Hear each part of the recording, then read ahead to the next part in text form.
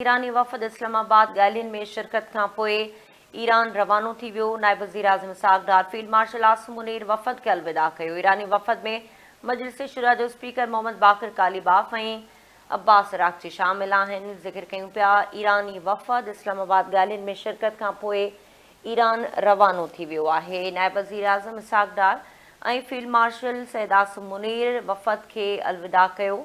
ईरानी वफ़द में मजलिस शुरा जो speaker Mohammad Baqir कालिबाफ ऐं परॾेही वज़ीर अब्बास अराग़ची शामिल आहे।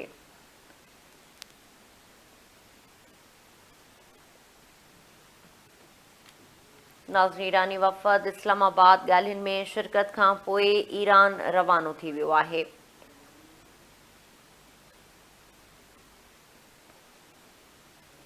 नाज़रीन, ज़िक्र कयूं पिया नायब वज़ीर आज़म इसहाक़ डार फील्ड मार्शल सैयद आसिम मुनीर वफ़द खे अलविदा कयो। ईरानी वफ़द में मजलिस शुरा जो स्पीकर मोहम्मद बाक़िर कालिबाफ ऐं अब्बास अराग़ची शामिल आहिनि। वधीक तफ़सील मालूम कयो त इस्लामाबाद खां सदाम हुसैन लाइन ते मौजूदु आहे। सदाम, ॻाल्हियुनि में शिरकत खां पोइ ईरान जो वफ़द हिन वक़्तु रवानो थी वियो आहे, वधीक अपडेट कजो।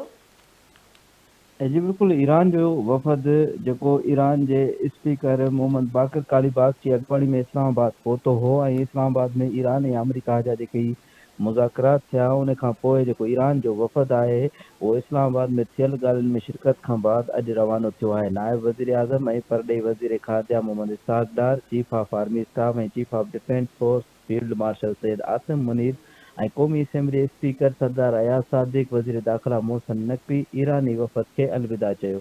ईरानी वफ़द में मजलिस शुरा जा स्पीकर मोहम्मद बाक़िर कालिबाफ ऐं वज़ीर ख़ारजा अब्बास अराग़ची शामिल हुआ। अॼु ही वफ़द जेको आहे सो रवानो थी वियो आहे। इन खां अॻु अमरीकी नायब सदर जेडी वेंस जी सदारत में जेको वफ़द अमरीका जो पहुतो हो उहो सुबुह रवानो थी चुको आहे, जॾहिं त हिन वक़्तु ईरान जो वफ़द बि इस्लामाबाद में मुज़ाकरात खां पोइ जेको आहे सो रवानो थी वियो आहे। जी सदाम, वरी महिरबानी अपडेट्स लाइ।